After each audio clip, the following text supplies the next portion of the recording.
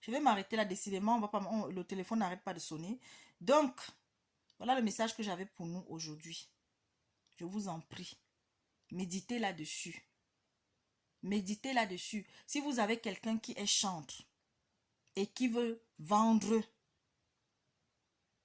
ce qu'il dit être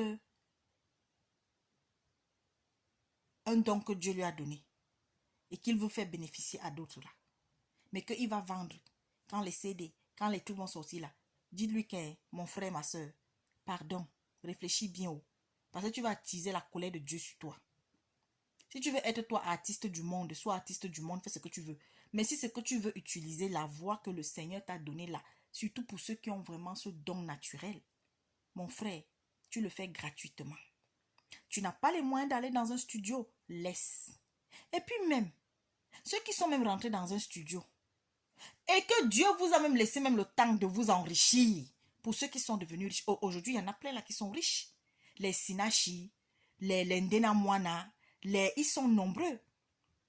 Mais il est temps que vous arrêtiez de faire de la musique, de la chant, comment dire, du chant donc que vous estimez être religieux, un commerce. Vous avez déjà eu de l'argent derrière tout ça, non? Donc commencez donc à faire les concerts gratuitement. Et puis allez même vers ceux-là qui n'ont pas les moyens même de se déplacer pour venir à vos concerts. À commencer à aller même, je sais pas moi, pour ceux qui, parce qu'il y en a qui ont les moyens aujourd'hui, qui ont eu de l'argent. Hein? Je ne vais pas tous les citer, vous les connaissez.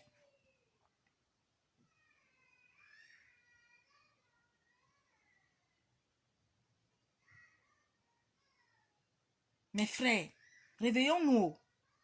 Réveillons-nous. Toi qui continues d'aller au village pour aller te prosterner sur la tombe de ton grand-père, arrête avec ça. Pour aller faire des rites sur je ne sais pas quoi, la tombe, je ne sais pas trop quoi. Qui va te laver au marigot avec je ne sais pas qu'est-ce qui t'a été donné.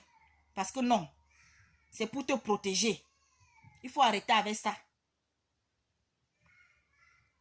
Si tu as décidé d'embrasser Jésus-Christ, ta première protection, c'est d'abord Christ lui-même. Dieu lui-même. Parce que vous aurez des comptes à rendre devant Dieu. Il y a des choses que nous avons héritées de nos grands-parents, de nos parents. Par exemple, tu vas accoucher, il y a de l'huile de palme que tu vas prendre pour masser ton enfant, pour voilà. Hein? Et d'ailleurs, pour celles qui accouchent, je partage quelque chose avec vous. Le premier jour où ton enfant sort de ton ventre, le premier jour où tu prends ton enfant entre tes mains, présente-le à Dieu. Présente-le, invoque des paroles de bénédiction et de protection. Le premier jour, si tu es avec ton mari, amen.